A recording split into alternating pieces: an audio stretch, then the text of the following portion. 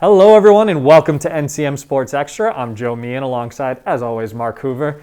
And Mark, it's been a while since we've been here. A lot has changed in the last year, including a just wrapped up fall shortened pandemic season. Unbelievable. We were just thinking about when the last time it was that we were here, and we're like, oh, what about the spring season?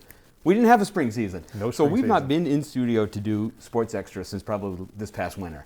So John Longley and Mike Maloof and Brian Dunn have got a setup great for tonight. We've got all of our fall sports teams coming in. Great to have everyone back to hear how everything went. Let's get right to it. NCM Sports Extra starts right now.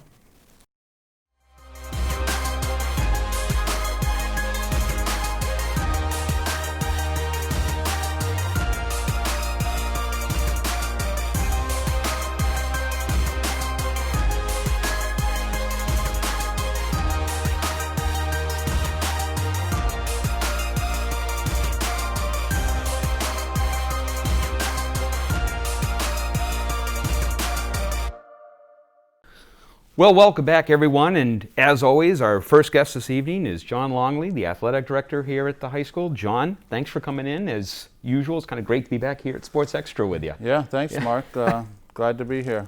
Happy Thanksgiving to you. And to you as well. And to you as well. Thanks. I mean, wow, what a year it's been for you guys, to say the least. Before we kind of get into the fall and winter seasons, I thought this might be a great opportunity for you to kind of tell us a little bit about all of that has been going on between the MIAA, and we know about the EEA, but for the folks at home, we get to the final product where the fall sports was played, but a lot had to go in just to get us to the fall season. Yeah, so the process was really developed, I think over the summer and into August as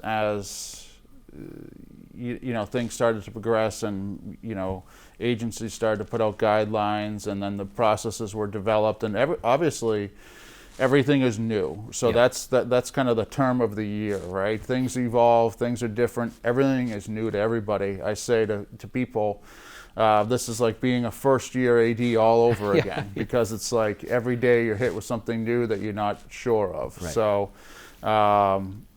we have completed the fall season, which I say was a success. There were a lot of work that went into it from a lot of different groups, and really, the test is people communicating and working together, honestly, and that's always the case, but even more this year.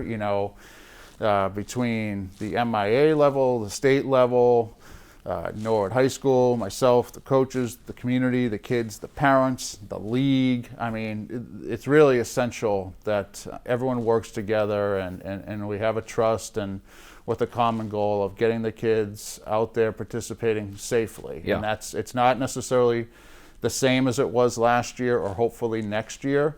Our predominant and main goal this year is allowing for opportunities for kids to participate safely, so that we can, try to prevent the spread and keep everyone in our community safe. Yeah.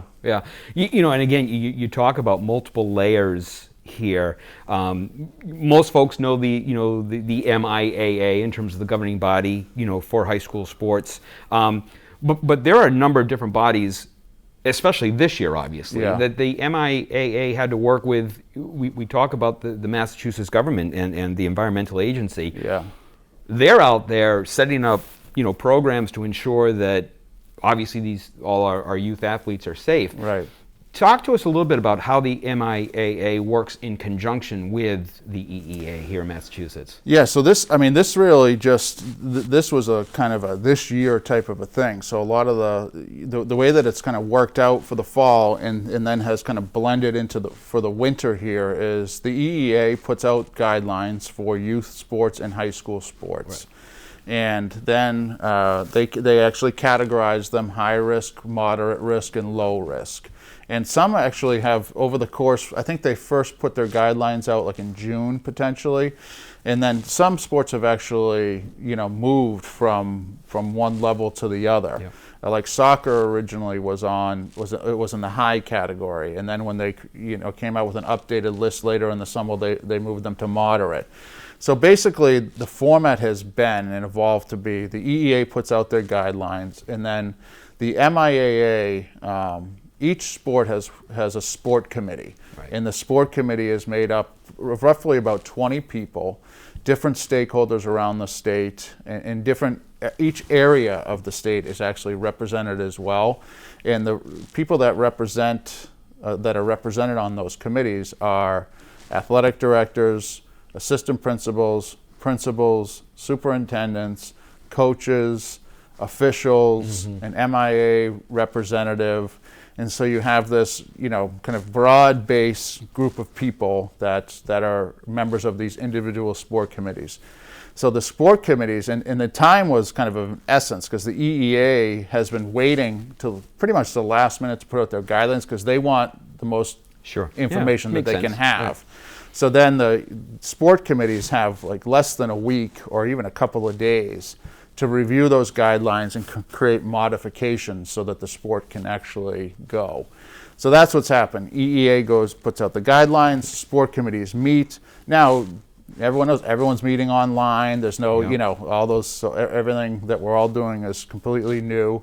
And then in turn what happens is the MIAA created a COVID task force that's kind of overseeing everything. Yeah. And that involves a similar group of stakeholders around the state, about 20 people. So the sport committees make their modifications. They actually present to the MIAA Sports Medicine Committee. So the Sports Medicine Committee then gives feedback or approves those recommendations. And then the Sports Medicine Committee presents those modifications to the COVID task force. And then the COVID task force presents to the final group, which is the MIA Board of Directors for approval. Yeah. So that's all happened. And then locally what happens is, we have our individual schools, some schools based on what's happening in our gyms. Some people have classrooms in their gyms. Yeah. Some people don't have pools available to them right now, like for swim, indoor track. The Reggie Lewis Center is not open. So in the winter, you come across scenarios where you're reliant on outside facilities. Right. And with that, you lose control. And, and so that's why, for example, you may not see, the similar amount of sports that you might see typically in the winter, this winter. So then, at your local level, your athletic director, your building principal meet, superintendent, school committee, and then you also have the league. Because this year, everyone around the state, even though we always do things together as a league and we always meet, we meet twice a month on a regular year. But this year, since the games have been confined to only league play, we've developed kind of league protocols and things like that. And the league has actually, put together kind of more guidelines than you typically might have. So that's really how it's worked. It's funny. A lot of us just see the end product. Right. Unfortunately, this fall we were able to see the end product of soccer, field hockey, golf, and cross country. Right. Just listening to that, and again, that's just probably just a quick little thumbnail of what goes on. The work that has gone on, behind the scenes to get these young men and women back out on the fields and the courts this year has been, unbelievable. What I find interesting, though, is, again, for the MIAA, for example, they've just come out with their recommendations for the winter season. Right. That still, as you mentioned, that still has to kind of get that final blessing, as it were, from the TVL. Where does that stand in terms of adopting what has been proposed for our winter athletes this year? Yeah, so we're at, so a week ago Friday was the final approval, the Friday before Thanksgiving, from the MIA Board of Directors. Right. And then the TVL principals actually met, we're also, we were up against the holiday last week. So the TVL principals met last Tuesday, and they're actually meeting again today. Yeah. So to kind of finalize their recommendations, for the season. But also locally, the way that it stands currently, we don't need a formal vote or approval from our school committee. But what we've done is, we want their support and for them to understand what's happening. And so we will, then kind of communicate the plan that the TVL's put together with the superintendent and the school committee, and then kind of move forward. We have opened, we're nearing the end, we're close. Yeah. Right now, we do have a start date for winter sports, which is Monday, December 14th. Yeah. Registration has been open, and so that's open for the sports that we will be offering right now during the winter are boys and girls basketball, boys and girls ice hockey, co-ed swim, and gymnastics. Yep. So that registration is open. It's a quick turnaround. It's due next Wednesday, so we can process that. But Yep. everyone needs to get on, Aspen Parent Portal and sign up. And so we'll be getting, we've been having coaching meetings. We're going to have a sports information day for the kids next Wednesday. We're putting that together now so that we can answer any questions the kids have. We'll be setting up, Google Classrooms Right. with the teachers for that, with the coaches. So the schedule has put out. The games will begin after the new year, Okay. and it will follow a similar format to the fall. We'll try to play the same school in the same week. Yep. Do the home and home like we did in the fall. It's going to be more traditional in the sense that hockey is, we're not going to play all the games on the weekends like we did in the fall. Okay. Basketball will be, on your traditional Tuesday, Friday, and hockey will be on your traditional Wednesday, Saturday. Yep.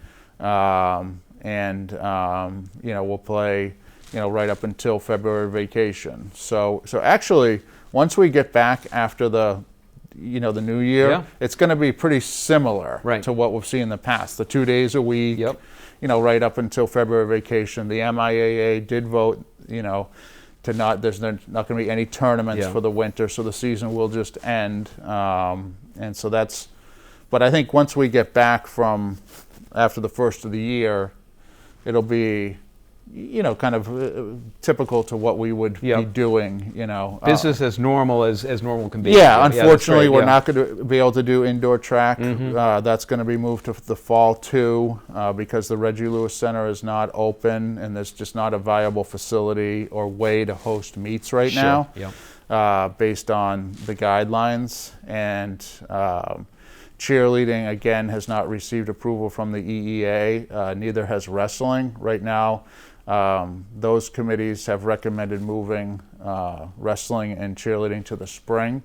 So we'll look to see, if we can get more guidelines and see if we can get those sports played Right. at that time. Football did receive approval I know at this. this last thing, so the plan is to still go with football. That's great news. Yeah. And they haven't created their modifications yet, though. Yeah. So. But they're at least, again, it's in a positive direction for all these kids. And I know a number of times when we were, this fall just for example, and Yeah. we've got a lot of our teams coming in, so we'll catch up on their seasons. But, being able to cover them, and I saw you a number of times up there at the field, obviously this past fall. I think if you were to ask any athlete, coach, or parent, the choice of playing with modifications or not playing at all, I got to suspect every athlete and parent and coach and athletic director is going to want to let's get them back out there playing. So it was fantastic. The work that you and your committee and the folks here at the high school did to get this all together for this fall and continue to work for the winter is just, I can't say enough about how I think important it is, obviously, for these kids and the parents and the coaches. Yeah, and I think, obviously as an athletic administrator, we want to offer programming. Yeah. This is what we do. And the goal is to try and offer as many opportunities as we can safely Yeah. under the guidelines. And the league did a lot of work. And then here locally, working with you, Ann Callaghan, my administrative Yeah. assistant, Anne Marie Bussler, Bob Barksdale, our athletic trainer, and then really we really partnered. NCM is always doing That's great, so yeah. much, but this year was obviously key. We were the class of the league this year. Live streaming every was great event in the stadium, sub-varsity, varsity. Supplying accurate rosters. And that was a real resource for us. And NCM always, is at the top of the ladder. But this fall it really showed, when we really needed to, have parents and whether it's home or away, Yeah. have access to Yeah. seeing the games. So it really, I was saying to you before the show, the communication is the key. I think the kids, are happy to play. The parents are great. Honestly, the group that I think struggles the most with it is the coaches. The yeah. competitiveness of, of it being different, Yeah. not having a league championship. Yep. So I think they're the ones that, I think the kids are happy to be out there. Kids always say, they always do kind of these studies and research. And when you ask a kid, why do they play sports?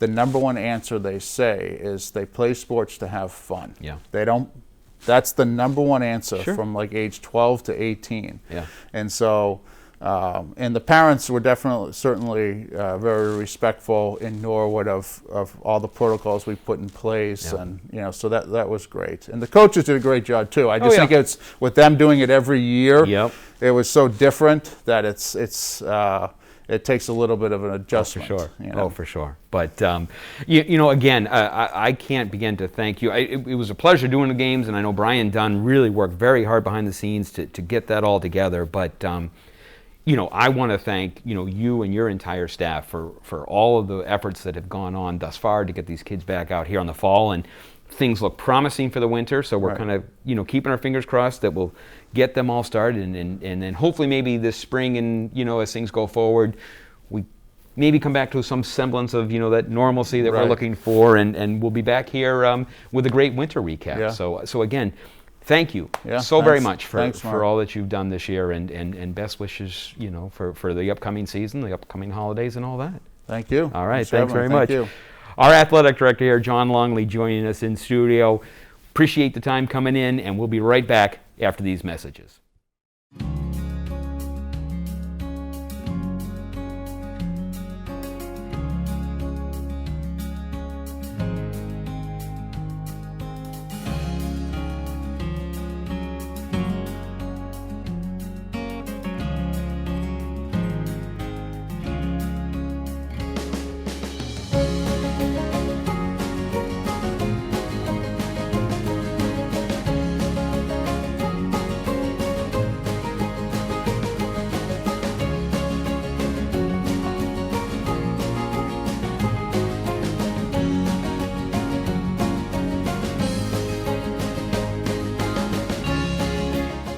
So I'm joined now by members of the girls soccer team and their coach. We have Coach Kim Brinklow. We have captains Taylor Brinklow and Captain Maeve Glavin. Guys, thanks for joining us. So you got to play a 10-game season against 5 different opponents with the way the TVL decided to structure the travel for the season. So not ideal, but you did get to play. So Coach, I'm going to start with you. First season coaching. How do you approach the season with everything being the way that it is? I think I really wanted the girls to come in with a positive attitude. It wasn't going to be the same. We knew it wasn't going to be the same, but we needed to do what we needed to do in order to play. And we looked at the modifications and tried to figure out the best way to accommodate those and give us an opportunity. Now, for you two as seniors, you've been around for a while. Sort of, what was your mindset going into it, and how do you feel like you have to approach it as the captains of the team? Obviously we knew that it was going to be a different season, but we had to go into it with a positive attitude because, as captains and seniors, the team looks to us as a role model for what the season is going to be. So if we went in with a positive attitude, the rest would follow. Yeah. Now, Coach, the record I'm sure wasn't what you guys were hoping for, but half of your losses were just by 1 goal. So sort of give us a recap of the season and how you evaluate the performance of your team. I think our team was a dramatic difference.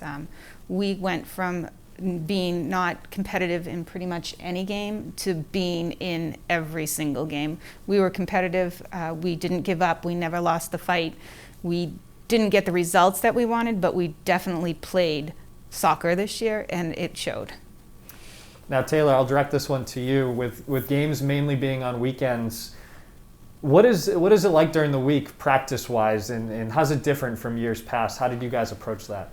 We had 2 days off during the week, so I think on Mondays, especially after a weekend of games, it was very important to kind of get it back together and chill out for that day. And then also the 3 days that we did have practice, it was very important to focus and get what we needed to get done. So now as players, I mean, only 10 games in the season, do you kind of feel that squeeze a little bit? Like, man, we only have 10 games to kind of prove ourselves out there? I mean, at first you didn't feel it, but then like after 2 weekends, you're like, wow, we're almost halfway done. And, you know, then we were kind of like, okay, our season's almost over, our high school career's almost over. So, I mean, as players, there's always some positives that we can take away from the season, regardless of whether we're in a pandemic or what our record is. So what did each of you enjoy most about this particular season and this group of girls that you were playing with? I mean, for the seniors especially, we've all been playing with each other growing up, so that was kind of special that most of us stuck with it. I mean, personally, like, my mom was the coach for my senior year, so that kind of added an extra special touch. But I think the team this year was really fun, especially because there was a lot of freshmen, so, like, watching them, like, grow even in the 10 games that we had, it's going to be cool to see what they do over the next 4 years. I think the best part for me was to see how much we've grown as a team in one season and how we adapted to the changes. And I think that I'm excited to watch the future of this team, particularly. They're going to be a good team. And Coach, I'm going to turn it back to you just for a minute to talk to us a little bit about your captains, of course, one of which is your daughter, Yes. and sort of how they really led this team through a difficult season. Yeah, so when I went for the job, the first person I talked to obviously was Taylor, because I wanted to get her approval on it first, and she was all for it, so that was great. I think these two captains and the seniors in general, it's very hard to keep an upbeat, positive attitude when you're losing games, and that kind of self-destructs, and then you go down a hole you don't want to be in. And these two girls in particular, I felt, kept it positive, kept it going. At halftime, they were the ones that were speaking to the girls if we were down goals. They led by example, all 6 of the seniors led by examples at practice. They were still working hard. They were still going for it. They were encouraging, and I think that that's the biggest gain that we had this year besides being more competitive. I thought that's what helped us be more competitive in a game. We didn't give up on each other. We kept it positive. Someone didn't make a play. It was okay. They talked it through it. So just their leadership and not letting us get in a spot where we didn't want to be mentally. That's awesome. So now looking far ahead, hopefully post-pandemic into next year when you guys will be heading off to college or wherever you're going to be. Any plans on playing soccer or any other sports in college? I would like to play soccer, whether it's club on the varsity team, and I'd also like to play hockey. I see soccer more realistic, but both would be fun. How about you, My Taylor? mom's not going to like this answer very much, but I'm probably going to play basketball somewhere, D3 or club, like she said, just to play, you know. We love that because we always like to have our athletes come back. We do a lot of college interviews on this show. So you guys will come back at some point and tell us how your college seasons are going. So thank you very much for coming in and talking about the season. We really appreciate it. Difficult season for everyone, just with the world the way it is, but awesome that you guys did get to have one. So best of luck, and we will be right back after this. Do you want to stay up to date with Norwood Community Media? Then subscribe to our weekly NCM newsletter. Every Friday, our promotions department publishes an online newsletter that highlights the work of NCM and the latest happenings. It includes the full episode of Norwood News, recent clips from NCM programs, behind-the-scenes photos, and so much more. NCM works hard to deliver a steady stream of Norwood content, and this newsletter is another way to stay connected to Norwood. To receive the newsletter, just visit www.norwoodcommunitymedia.org. Scroll to the bottom of the page, click the Sign Up for our newsletter button, and enter some basic information. You'll then be added to our newsletter mailing list. It's all here on Norwood Community Media, your home for all things Norwood.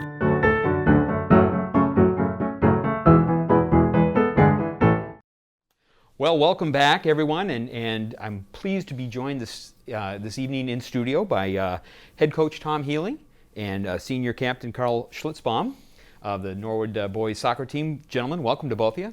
Thanks for coming in. kind of we love to do Sports Extra, but in all this kind of just this weird, even being separated as much as we are with masks and all that. So I appreciate you both coming in tonight. Coach, I want to kind of start with you. What a year in terms of all that's going on. But from a coaching standpoint, you had to be excited that at least you had a season this year. Yeah, I was very excited when Mr. Longley gave us the call and said that there's going to be a boys soccer season this year. I was ecstatic, and to call up Carl or email Carl and the rest of the seniors and say, guys, you're going to get your chance to show what you can do. It's going to be a lot different, but at least you're getting an opportunity to get onto the field and get one last hurrah under your belts before you graduate. So it was exciting. You mentioned that obviously there were a number of different rule changes that happened this year, and we were fortunate to cover a lot of your home games anyway. And we noted things. Obviously, there was no headers this year. There was no corner kicks. There were no throw-ins. From a coaching standpoint, once you start to get the new rules, how does that affect the way you maybe approach a season? A lot of the rule changes that came into play do affect a team like us, where we're kind of a hard-nosed, a little bit more on the physical side of play that we normally would play, and then you come to find out that you got to tone all of that down. You're almost more into what we used to kind of refer to of a basketball-style defense, where you don't have hands-on guys. You got to do more of a shielding type of thing and defend that way. So that took us a little bit of time, I'd like to say, in trying to figure out exactly how that's going to be played. But soccer in general, whether it's a COVID season or not, it's very difficult for officials to make a call or decide what they're going to call, and everybody calls something a little bit different. And that kind of, once that flow kind of came back, I think our boys adapted pretty nicely, and we were able to kind of move flawlessly throughout the practices and that kind of stuff. But trying to run set pieces off corners like you normally would like to do, those things changed drastically.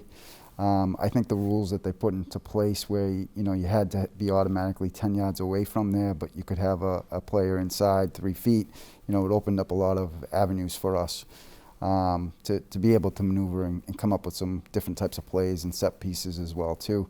But you can't do that flying ball into the box and hope for a header to get on it, because now there's no more headers. So you did have to get a little creative in that design work, and as much as the boys wanted to just kind of fly one in there, looking at our team, we have a guy like Kyle that's as big as he is, but we also have a bunch of smaller guys. So even if we did have our normal flying of the ball into the box, it's still going to be tough for us to win a head ball against other teams. So I was kind of prepared already for that mentality. But you bring in some of the other things like the indirect kicks. There's always been a rule that you have to stay 10 yards away from the ball on indirect kicks. And I think what was nice about this is that you can really start to utilize that small spacing that you have and open up a bigger game plan for yourself. And that's something that I'm going to look forward to, when we're all through all of this, and we can still utilize some of those little plays. Well, that was one of the things that I found interesting was, almost from game one to the end of the season, to watch how, not only from a coaching standpoint, but Carl, from your standpoint in terms of the players, how they adapted, got used to the new rules and kind of got used to them and progressed through the course of the season was exciting to watch.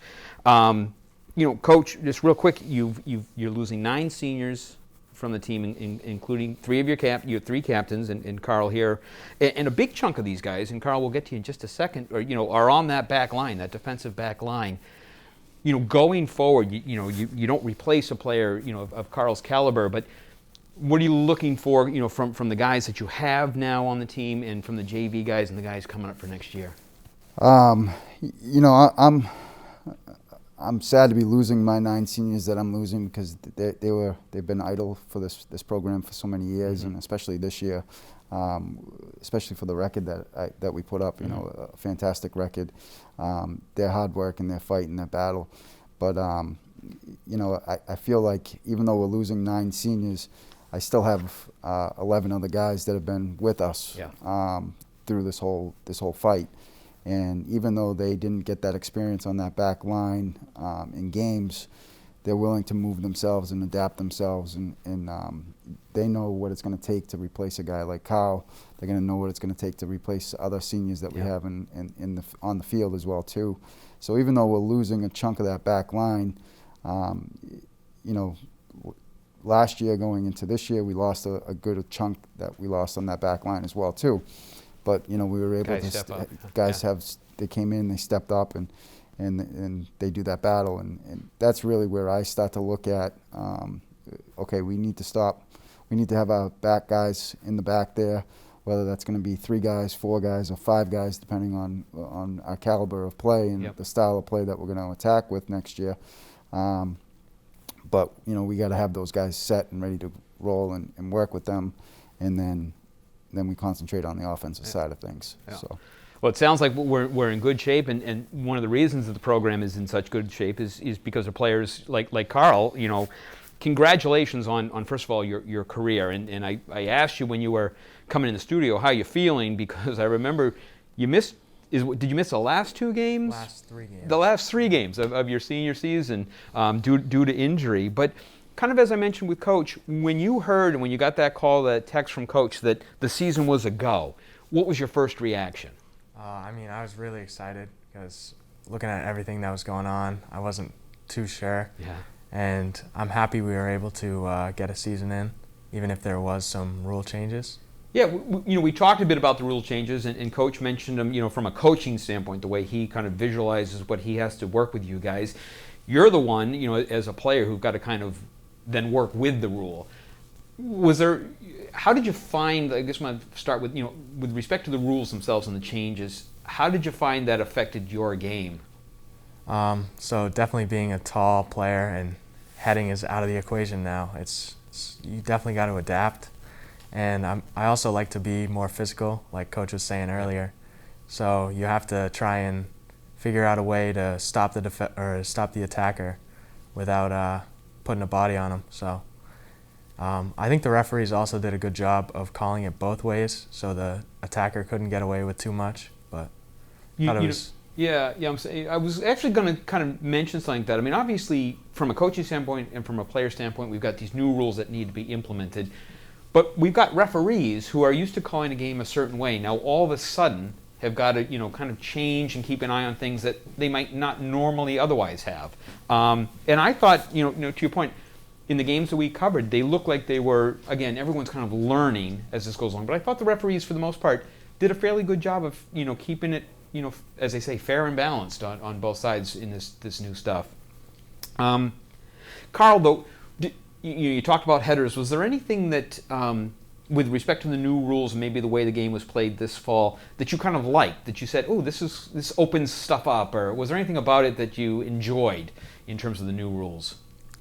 So on the kick-ins, I wasn't too much of a fan at first, but once the player could just pass it in and then you could play it into the box. Yeah. I mean, you can kick it a lot farther than you can throw a ball in, so it definitely helped get more chances in the box. Yeah, that was one thing that I think in calling a couple of games with Mr. Bodenhofer, we were noticing that as the season progressed, that kind of became almost like a set piece where you could put that ball right along the ground, and then, you know, Coach, you could have, you know, someone like Carl's got a solid leg, be able to just launch that to a particular area. So I thought that kind of became a weapon almost during the course of the year. You know, Carl, Coach was mentioning, you know, I thought, and I'm sure you do as well, you know, a fantastic, solid year this year at 3-3-4. Shortened season, less games. You know, 2 of those losses are to that Medfield squad that we know, or we were just talking, are just, you know, one of the powerhouses in the state. Looking back on your season now, overall, what are some of your thoughts on how you played and then the team as a whole, you know, came together? I really had fun playing this season, and it was great to play with my teammates and my fellow seniors. And I think we played really well defensively, and we created a bunch of attacking opportunities, but that's something we need to work on. But in the last couple games, the seniors came out and the rest of the younger or underclassmen were playing, and I thought they did a great job moving the ball around, so it's going to be a bright future. You know, that's interesting that you mentioned that, because I think, you know, we kind of noted that towards the tail end of the Medfield game. You know, some seniors were taken out, and so we got a chance to see that some of those next generation, as it were, for next year's. And Carl, I think you're right, and Coach, I think you'll probably agree, there's still a bit of talent there that you've got some great stuff to build on, you know, for next year. I just want to touch too, Carl, at least for you and Coach, I'll get your thoughts on it as well. The Morales Cup is such a special event that we have with Dedham. Great this year that we were able to win the cup back. What's it like to kind of play for that cup and for that game?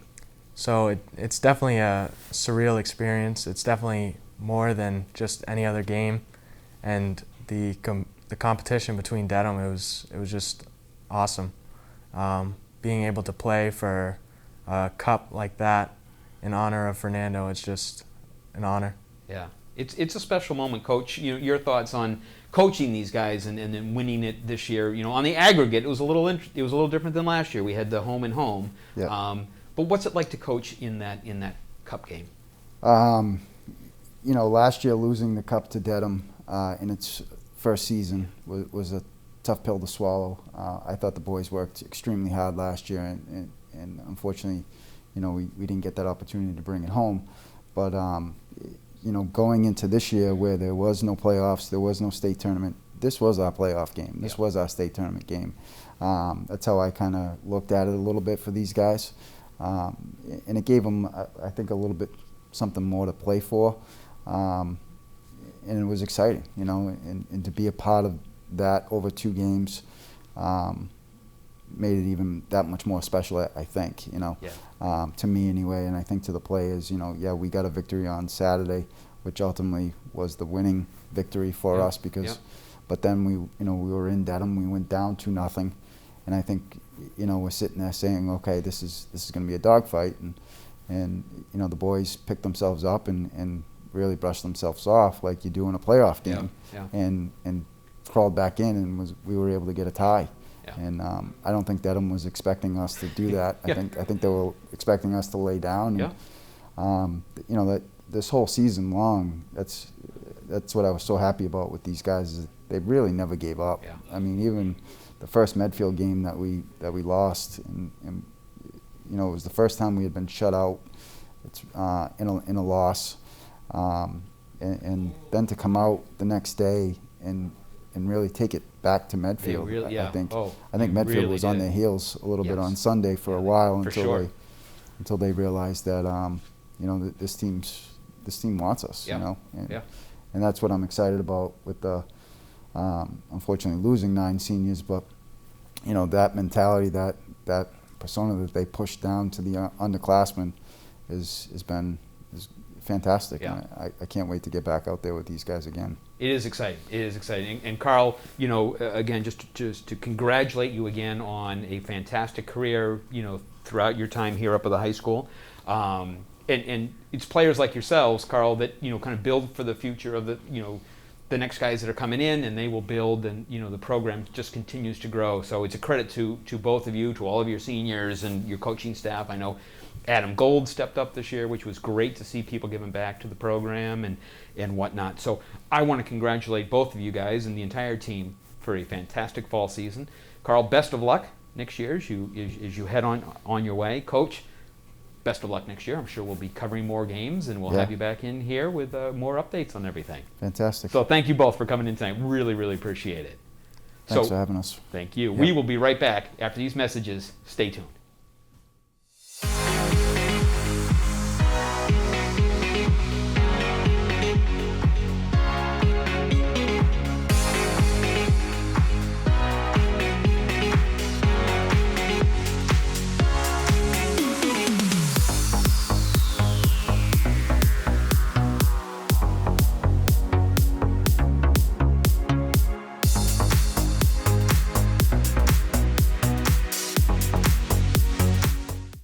Welcome back. I'm joined now by members of the field hockey team and their coach. We have Maggie Curran, Brianna LeBlanc, and Coach Allison Dolliner. First of all, guys, thanks for joining us. A season unlike any other. Middle of a pandemic, you only had 9 games against 4 different teams. But the big thing is you did get to play. So, Coach, starting with you, we're going to get into the nitty-gritty of the season, but going back to the preseason, how did you approach this year? Can't imagine it was easy. Going back to the summer, I think it was just really kind of the uncertainty of if we were going to have a season, what the season was going to look like, and just kind of how we would work the logistics was a lot. We were thrilled when we found out there was going to be a season. Then some of the modifications that the sport of field hockey was dealt made just kind of the game planning for the season a challenge. But I think, kind of the motto for this whole season was take it one day at a time, one practice at a time, one game at a time, and just try to learn a little bit more about ourselves as a team and just kind of the new game of field hockey that we were playing this year. We just kind of had to take it day by day to learn that, because 7v7 looks a lot different than 11v11, and the kind of skills and tactics and the game plan looks a lot different in between the two. Now, for you two as seniors, I'm sure it's not how you pictured your final field hockey season being played, but what was the mindset going into it? I mean, is it similar as the regular season? I mean, nothing's the same as it's been. So for you guys, what was sort of the challenge and how'd you approach it? Yeah, it was a lot different than the past. Like Al said, 11v11 is a lot different than 7v7, just like conditioning wise, and especially playing with masks. It took a lot to get used to that. So it was a little difficult transitioning, but we ended up doing that pretty well. So I mentioned only 9 games, 4 different opponents. You guys went 3-5-1, but you had 2 losses each to Westwood and Dover Sherborne. And for those who don't know, Westwood last year was D1 South semifinalists and DS were the D2 state champions. So with that sort of context, how would you assess how the team performed this year? Coach, I'll start with you.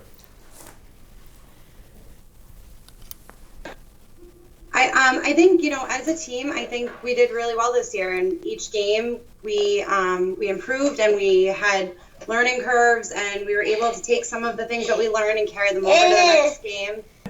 So Maggie, I guess a similar question to you. How did you guys feel? I mean, looking at that schedule, you're going to be like, oh man, we got some tough opponents for the few games we have, but how do you feel like the team performed? Yeah, definitely in the past there was more room for error, like playing those good teams, because we had other teams to cancel it out and even like make our kind of record similar to what it's been in the past, but playing such difficult high-level teams was definitely different and something that we had to get used to and kind of persevere through.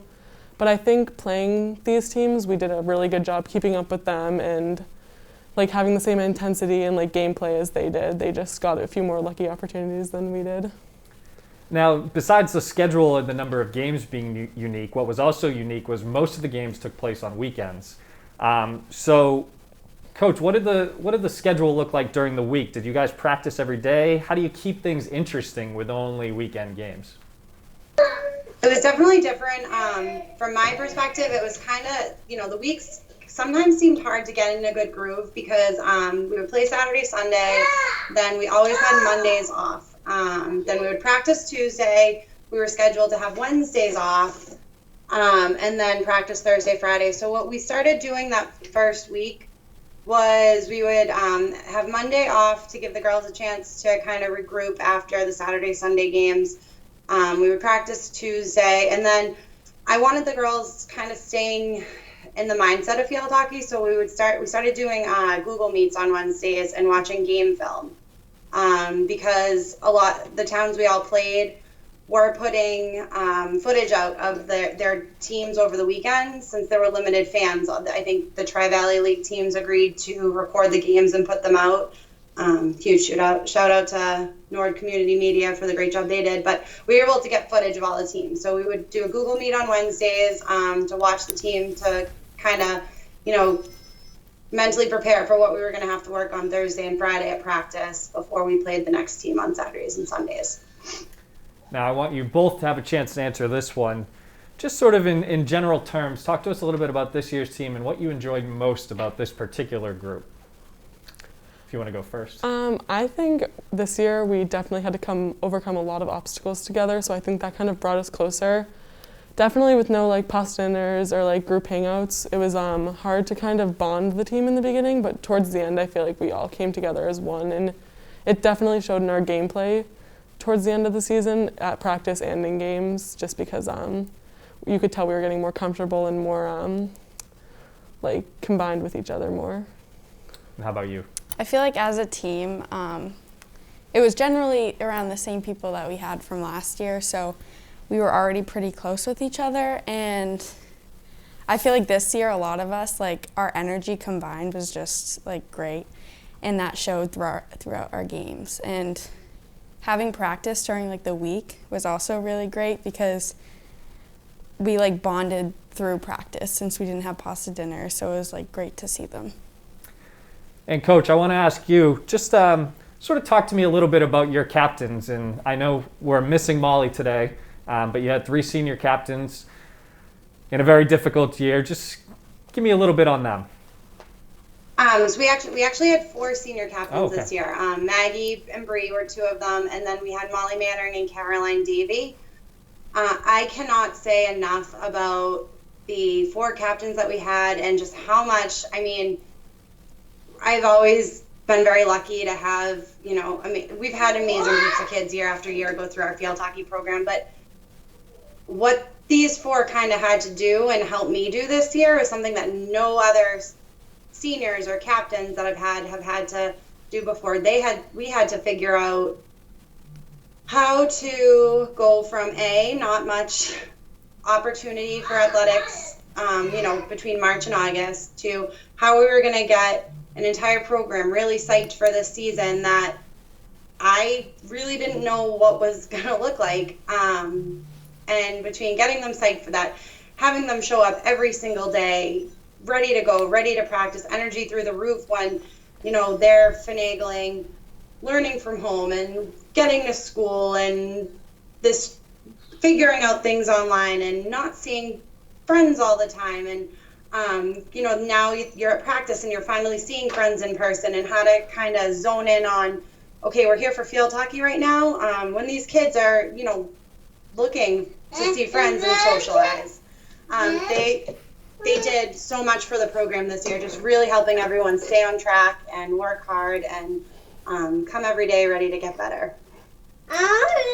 Now, for the 2 of you, it sounded like, just based on prior to this interview, you're both ice hockey players as well. So you got another season to deal with this. But looking ahead even further than that, into next year, as seniors now, do you guys have plans yet on what you're going to be doing? Anyone playing field hockey in college or anything like that? Or are we undecided? I might be playing field hockey. I'm talking to a few schools that I could consider playing at, but I'm not 100% sure. Awesome. I don't think I will be. I feel like it would be great if I did, but I'm not sure yet. Awesome. Well, it is still very early in the school year, so we don't need those decisions yet. But congratulations on an awesome season. Again, not how anyone drew it up, but just happy you all got to play and stay competitive, and best of luck in your other sports as the seasons go on. And Coach, thank you for taking the time to join us from home. Thank you. And hopefully next thank you so season much. will be back to normal. Go ahead. Oh no, I just want to say again, thank you to Nord Community Media for even from other towns, we were getting compliments on the live streaming from the games and how great the play-by-plays were. So thank you guys for making the games accessible to everyone who wasn't able to get to the fields in person. I know my parents were watching every weekend. Awesome. Thank you so much. And we'll be right back after this.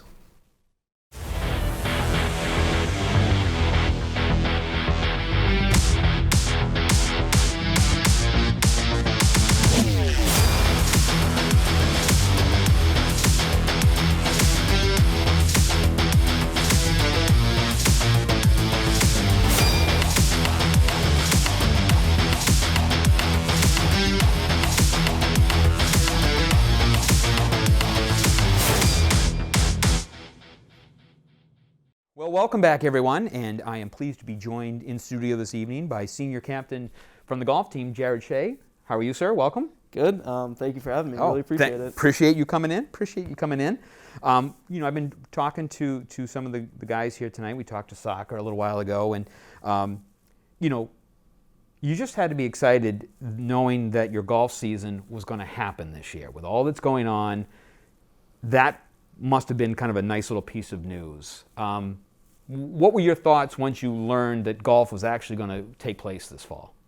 Yeah, so unfortunately my junior year for lacrosse got canceled, but I was really looking forward to playing golf this fall. And I was kind of, playing the entire summer figuring we were going to play. Yeah. Not really understanding what capacity, but once Coach Allen called me, told me the news, I couldn't have been more ecstatic. I was just really excited to be able to play and that the MIA really figured something out for us. Right. So just made me want to get back on the course even more, to be honest. There were a lot of rule changes across the board for all fall sports this year, and golf was no exception. In terms of some of the changes that happened that you guys had to face this year, I know you had fewer teams that you played against, and one of the interesting things was that instead of a mixed group going off, you and your partner versus the opponents, it was groups of Norwood players playing together, and then, for example, if you're playing Dedham, groups of Dedham players playing together. What was that like this year? Having, again, you're playing with your teammates, which is fun, but there's no really kind of like direct competition, on the same hole, so to speak. Yeah, so definitely a weird way of doing it this year. In years past, when we play Westwood, I'll go out with another individual teammate from Norwood, and we'll play against 2 guys from Westwood. Right. And this year, it was just me and 3 guys from Norwood going out, 4 guys from Westwood, 4 guys from Norwood, and then 4 guys from Westwood. Yeah. So that's how it went. It oddly felt like practice at some times. Sure. Looking back on it, usually I have a good ability to remember certain matches that I played, certain holes, certain shots, but looking back, I can't really remember if they're practices or they were matches or not. So definitely strange, but my ability to help my teammates was enhanced because, in years past, I could only talk to and help out my teammates, right. just one of them, basically. But I had 3 of them in my group, so I was able to read their putts, help them with anything they needed to get helped on, and I think we did a good job of helping each other out and making the most of it, to be honest. Yeah. It's interesting because from a play standpoint, at least when you were playing, for example, with you and a teammate and the 2 guys from Westwood, you would probably have a general sense of where you stood, score-wise with the other 2 guys from Westwood because you're right there. Yeah. How did it work this year? If you're coming to and you finish up the 8th hole, do you really have a sense of how Westwood's doing because you're just in your group? I mean, how do you know where you guys stand during the course of a match? So before a match, we usually have a general sense of how we're going to stack up with them. But, when we're on the course in years past, it's pretty easy. All I do is, look down at my scorecard. It's like, we're 3 back, 3 up. Right. And then, Coach Allen will come up to me. He's like, oh, this group's, down, this group's up. But this year, it was kind of weird. Yeah. I would kind of just tell him, like, okay, our group is cumulatively 3 over. And he would follow guys from Dover, Sherborne, and, whoever we were playing. And he always comes up and, we're up by this much, we're up by that much. It's going to be close. Yeah. I feel like that's his favorite saying. It's going to be a close one. It's going to be a close one. Yeah, so in that sense, he just tells everyone to keep grinding now. Yep. Every shot counts, like we saw in a few matches this year. Oh, yeah. So general sense, this year we had no clue. Yeah. Teams could have been blown up and we couldn't have You wouldn't know. So yeah, definitely. Yeah. We were also talking just before we came on that one of the changes, unfortunately, about having, fewer teams and fewer matches meant, unfortunately, fewer courses that you played at this year. And again, Norwood Country Club is our home course, and it's been that way, and it's quite a nice setup. But there were a couple places that you guys could have had the chance to play it this year. Absolutely. And so tell us where you could have had the chance to play. So this year, I was really excited this year. This year, we were supposed to play TPC Boston, Dedham Country and Polo, and Hopkinton Country Club, and all 3 private courses. Yeah. TPC Boston, obviously a tremendous course. Right.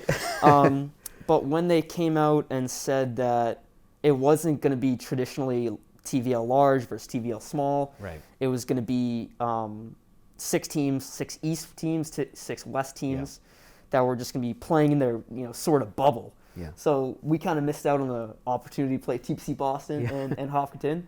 And we ended up playing more matches at, Sassamon Trace and Norwood Country Club, which is an unfortunate trade-off in itself. But, we had home course advantage. Yes. So we ended up playing, I think, 6 matches at home and 4 away. Yeah. So I get a little bright side to that. Yeah, there you go. We were also talking with the change of the way the season was set up. We knew there was no state tournament this year, so there's really no qualifying, for players and teams. Knowing that when you come into the season, does that affect kind of how you approach a season, knowing that there may not be a tournament? So, every game is, every match is, probably you got to play it all out anyway. Yeah, so I think on a team level and an individual level, it was definitely a different type of season. I think the way Coach Allen really coached this year was same mentality, going out there to win. Right. We want to go 10-0. We want to win this match. We want to win that match. We want to win as much as we can because he's a competitive guy and we have a lot of competitive people on the team. So we wanted to do that. So there wasn't really a team aspect to it, which was that much different. Just go out there and go as low as you can, keep grinding it out. And on an individual level, my goal every year is to, go and make the state championship and go as low as I can and see what happens. Yeah. Definitely a little bummed to hear that I wasn't going to, get my chance or opportunity my senior year to go out there and, prove that I belong out there. Yeah. And another aspect to it, team-wise, was that there wasn't any TVL, league MVP. Yeah. So, I was just trying to go out there and shoot as low as I can There you go. and, see if I can match up with my buddies. Right. You mentioned the record. Obviously, you come in looking to go undefeated, as every team does. Didn't happen. But if you look at the record itself for Norwood this year, 4-6, which is a good solid record because again there are some quality teams that we play in the TVLs. We know, including I think the last match, which was a 1-stroke loss to Medfield, if I looked at the scoring correctly. And again, I'm not much of a golfer. I don't even use the word golf in my game. But that had to be kind of a tough way to end it. You're that close. And you and I were talking about the Medfield match before we came on the air. What kind of happened there? Yeah, so definitely a great way to end my last match my senior year. But so basically we came in, and every group came in, and we were doing the scorecards and everything. And it turns out we lost by 2. And the first group that went out, Medfield kid, put it over the net, reteed for 3, put it over the net again, reteed for 5, put it in that sounds like mine. That sounds like me. Yeah. Put in the lateral hazard. So he was hitting like 7 from in the woods, and he marked down an 8. And my coach was like a little suspect about that, and he asked him, he's like, "Oh yeah, actually got a 9." So we actually lost by 1. Right. And then we looked at another scorecard, and it was a 39 instead of 40, and we're like, what's going on here? You shot 4 over, not 3 over. He's like, oh yeah, my bad. I signed it wrong, which usually you'd be disqualified. But, this year was a little bit different just because nothing really mattered too much. We ended up tying, which was interesting. Usually it goes to a card off after that, which would be the 7th score for each team. But Coach Allen and the coach from Medfield are really good buddies, and they kind of looked at each other and they're like, "You want to send the captains out for a playoff hole?" And there you like, go. Sure. Yeah. So me and my other captain and the 2 captains from Medfield went out and played a playoff hole. Oh, that's great. And I think they went like 1 under and we went even, so they ended up winning. But it was really cool. Oh, that's a great way to end. Yeah, that is fun. a great way to end it. Yeah, and everyone was following us. Yeah. Like social distance, Right, of course. of course. It was really cool. It was just really fun. That is a great way to. And one of my friends caddied for me, so it was pretty cool. That's right. You have your own little gallery now as they follow you along. That's a great way. That's a great idea on their part. Good for them and good for you guys. You know, what was interesting too about golf this year is that they had the JV team this year. And I know Mike Maloof here for NCM helped out at the JV level. And it's one of the first times we've had, you know, JV golf, which I think bodes well because the more you can get out and play, it's only going to improve your game. What are your thoughts in terms of the future of Norwood golf, having had these kids on the JV team being able to play, you know, a fall season to kind of get ready for maybe next year? Yeah, definitely a great thing that happened to the golf program this year. I got cut my freshman year on the golf team. I decided to play soccer instead. And sometimes thinking if we had a JV team my freshman year and I played on it, I just like to think how much further ahead I would be in my, you know, golf development. Yeah.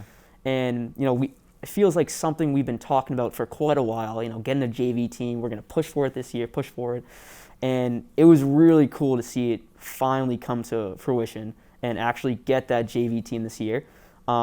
Because I feel like the problem with last year, we had 18 kids on the team and only 8 playing matches. Sometimes, you know, he can get another tee time and have 12, but yeah.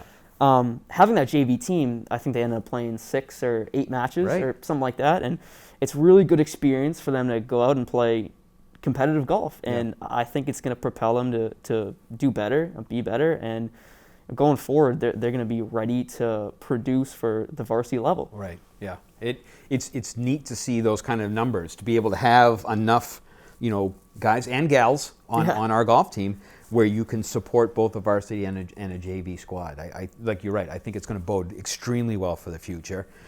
You're a senior. You managed, you know, again, I would think a playoff hole was kind of fun. You know, if you had to cap off that senior year, that'd be kind of a fun way to do it, you know, given all that's going on.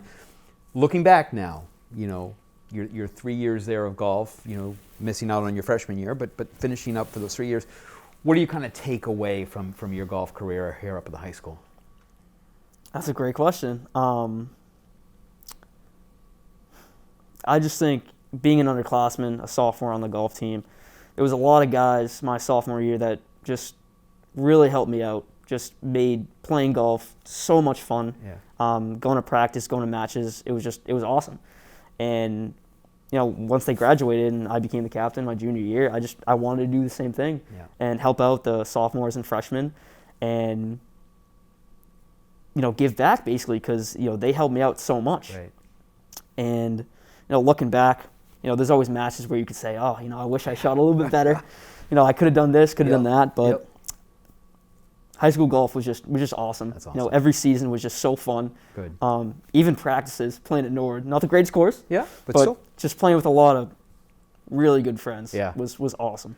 Well, that's so refreshing to hear because I hate to say this, but time does go by awfully quickly, and to be able to look back on whether it's a school career, whether academic, drama, sports, whatever, to look back on it with fondness is so very important. So I'm glad that you will have, you know, all of those memories to it. We talked about, you know, being a senior and what your kind of your future plans are, and you kind of mentioned something, you know, interesting about what you might be doing next year. What is that? Yeah, so I definitely want to go play college golf somewhere. Definitely a weird process for Nord High because I don't think, to my knowledge, I don't think anyone's ever signed a letter of intent to play golf in college. So hopefully I can be the first one. That'd be pretty cool. Right. I just think with the nature of everything, you know, I had so many visits scheduled over the summer to meet with golf coaches and meet the teams and, you know, what have you. And, you know, that got pushed back to the fall. And then things didn't really get too much better. They got pushed back to right around now. Yeah.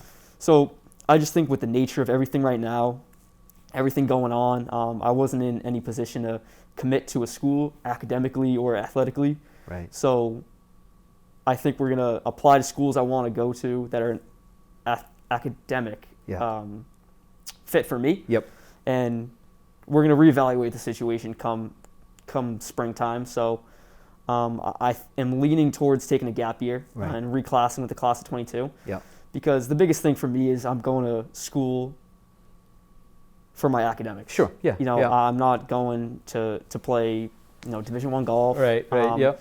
So basically, I don't want to be spending X amount of money in the fall just to learn from a dorm room. Hopefully everything's okay by next fall. Knocking wood. But yes.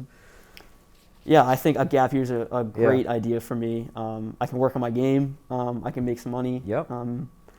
So going forward, I think I'm definitely leaning towards that idea.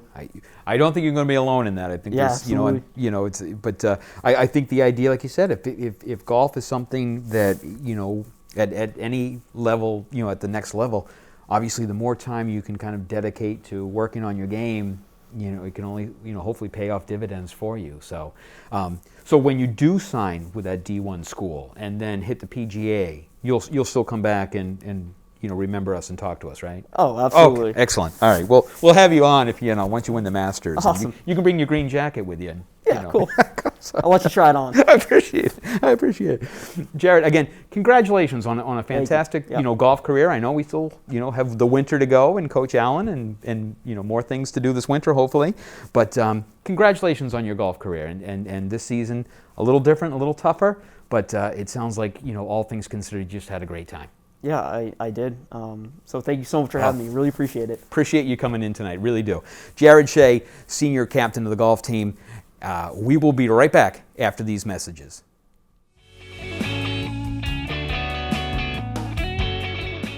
Did you know Nord Community Media offers podcast episodes of your favorite community and government content?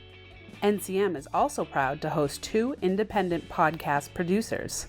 The Impaction podcast, hosted by Aubrey Seall, focusing on substance use prevention and wellness. And Today in Space, hosted by Alex Orfanos, exploring topics beyond our atmosphere. To find these and more, search for Norwood Community Media on iTunes and Podbean.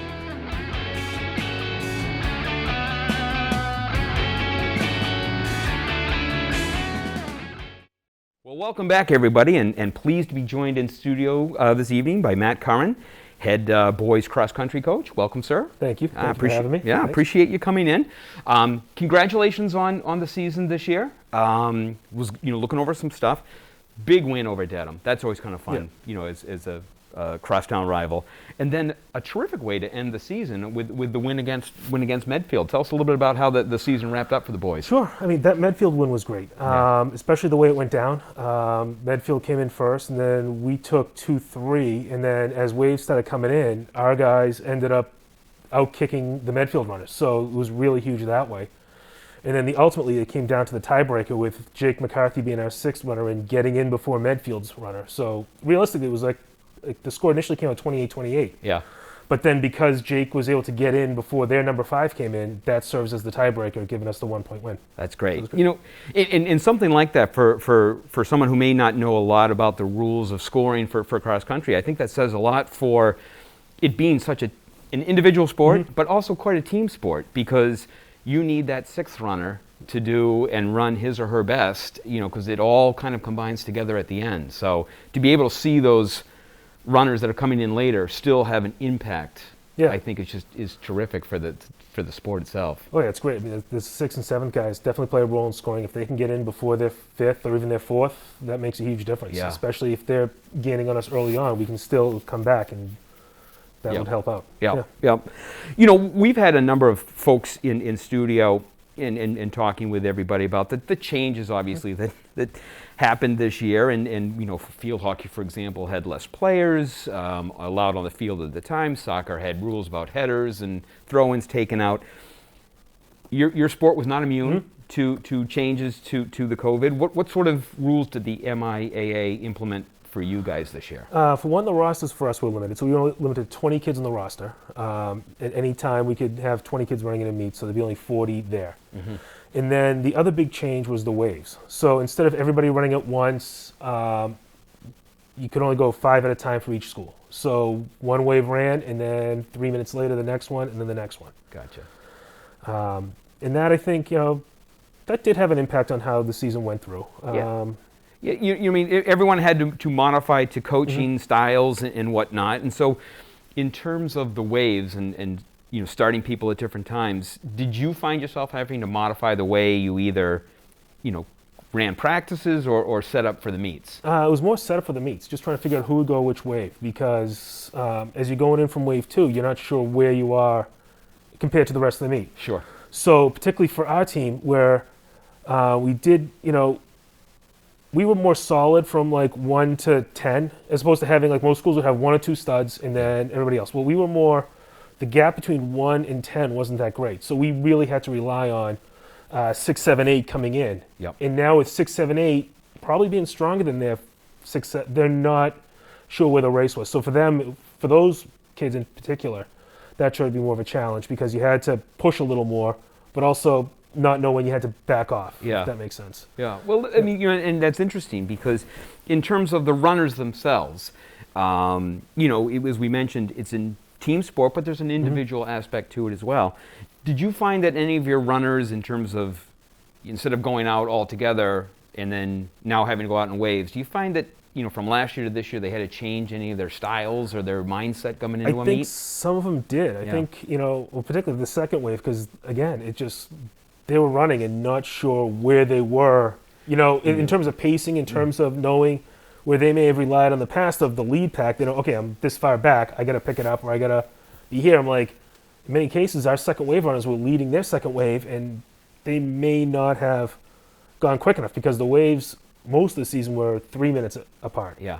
I think Medfield was only 1, and that's where it lucked out for us against Medfield, because our 6th guy literally caught their 5th guy, like not even like just passing better time. He passed him just as he was going through, so it was pretty obvious. Oh, it definitely beat him, and his time was faster. That's right. It made it easier in the scoring. Yeah. And it was interesting, because the rules this year, the Tri-Valley kind of split us into pods. So geographically, the cross-country team was running against schools that are, closer to us. I think we had, Millis, Dover, Sherborne, Medfield, Dedham, Westwood. And Westwood, yep. Right? So you missed out, I guess, on running against some other schools that we have normally in the past. What other sort of things, did the runners not get a chance to do this year because of the rules? Well, they missed out on some of the invitationals. I mean, some of those big meets where, in a dual meet, you've got 2 schools, you might have 40, in a normal year, you might have 40 people on the line. In an invitational, they're running against 200. Yeah. So there's that experience right there. And even some of the style of the invitationals. We traditionally go down to Falmouth, the fairgrounds, for the twilight meet, which is nice, because they, first race kicks off at 4 o'clock, and the last race is at 8 o'clock under the lights.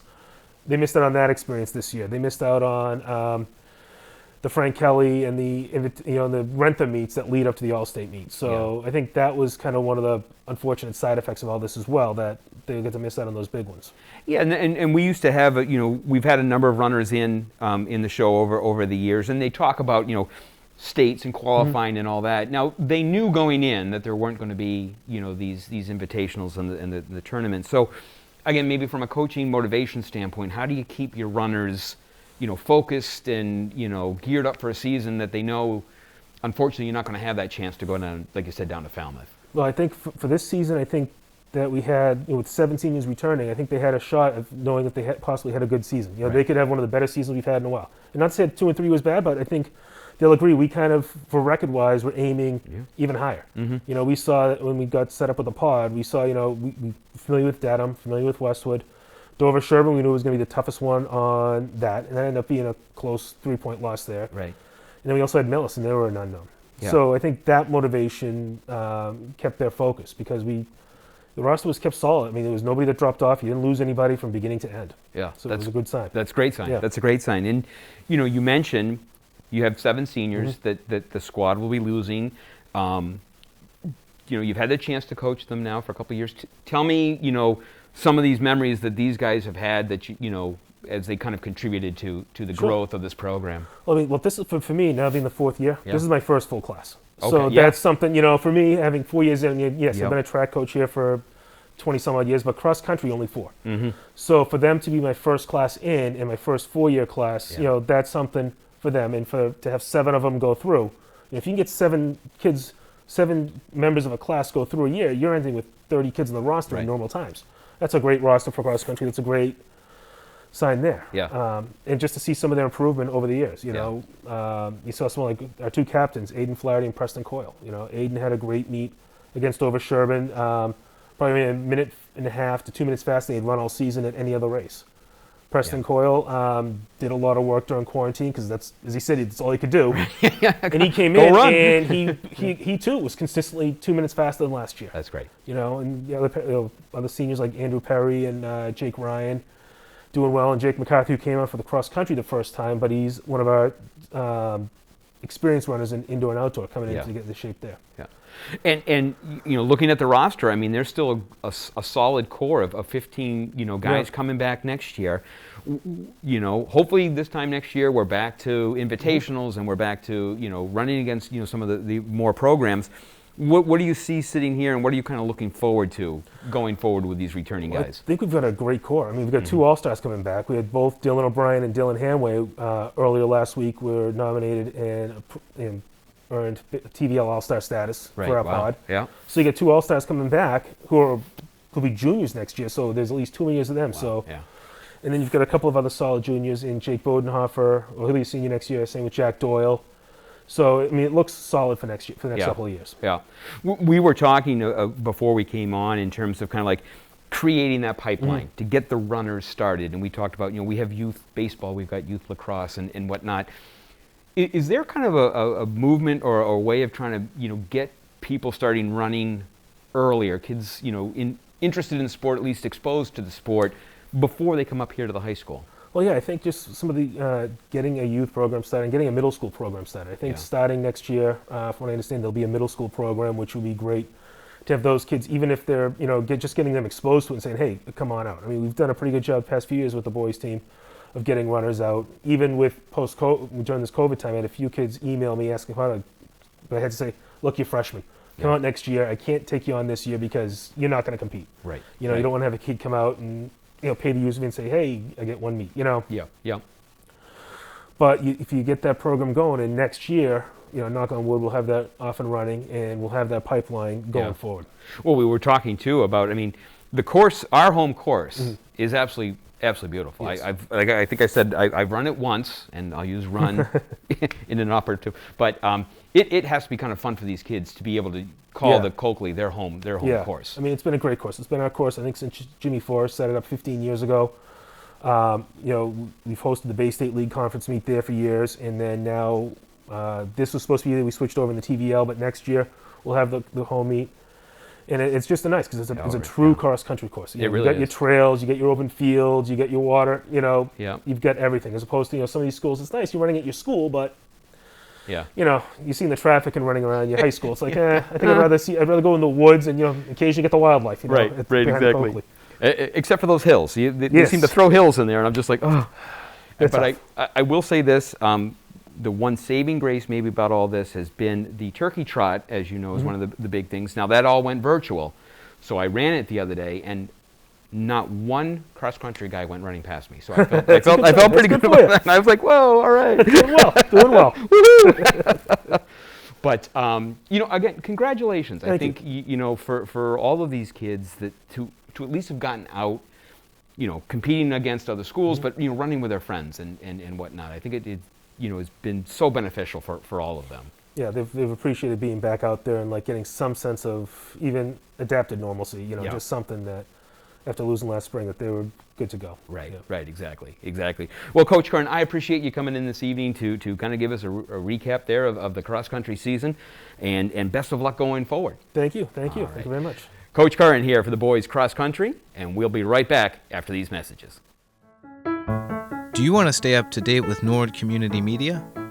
Then subscribe to our weekly NCM newsletter. Every Friday, our promotions department publishes an online newsletter that highlights the work of NCM and the latest happenings. It includes the full episode of Norwood News, recent clips from NCM programs, behind-the-scenes photos, and so much more. NCM works hard to deliver a steady stream of Norwood content, and this newsletter is another way to stay connected to Norwood. To receive the newsletter, just visit www.norwoodcommunitymedia.org. Scroll to the bottom of the page, click the Sign Up for Our Newsletter button, and enter some basic information. You'll then be added to our newsletter mailing list. It's all here on Norwood Community Media, your home for all things Norwood.